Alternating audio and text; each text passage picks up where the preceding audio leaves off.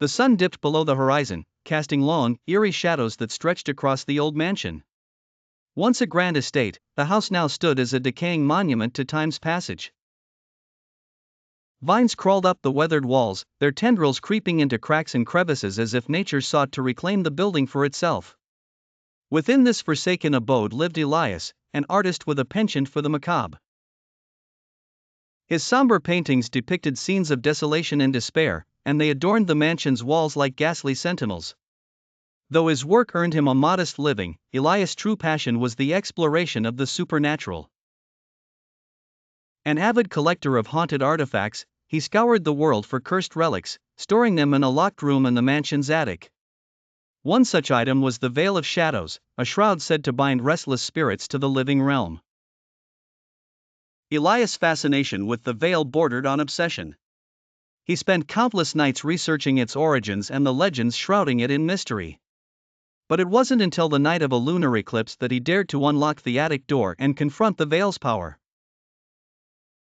As Elias placed the tattered fabric over his shoulders, he felt a cold chill seep into his bones. The room's temperature plummeted, and an oppressive silence weighed heavily on his ears. Shadows began to writhe and twist around him, taking on forms that seemed to whisper and moan in forgotten tongues. Suddenly, a piercing scream shattered the silence, echoing through the mansion's empty halls. Elias tried to remove the veil, but it clung to him like a leech, its dark magic binding itself to his very soul. Ghostly apparitions materialized before him, their hollow eyes reflecting lifetimes of sorrow and torment. Among them stood a figure Elias recognized from his research, a woman named Seraphina, who had been executed as a witch centuries ago. Seraphina's ghostly form drifted closer, her eyes locking onto Elias with a mix of fury and despair. "You have awakened us," she intoned, her voice like a distant echo. "Now you must pay the price." As the apparitions closed in, Elias was overwhelmed by their collective grief and rage. The mansion's walls seemed to close in on him, and the air grew thick with an otherworldly presence. Desperate to escape, Elias stumbled down the staircase, the veil still clinging to him like a second skin.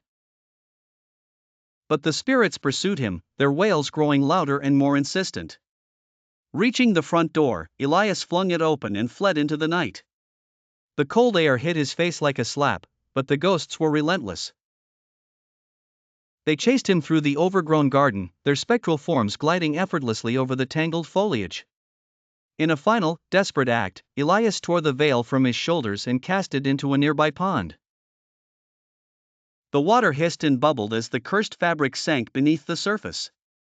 Almost instantly, the spirit's cries ceased, and the oppressive weight lifted from Elias' chest. Gasping for breath, he collapsed by the water's edge, the mansion standing silent and foreboding behind him. Though he had rid himself of the veil, Elias knew that he would never truly escape the horrors he had unleashed.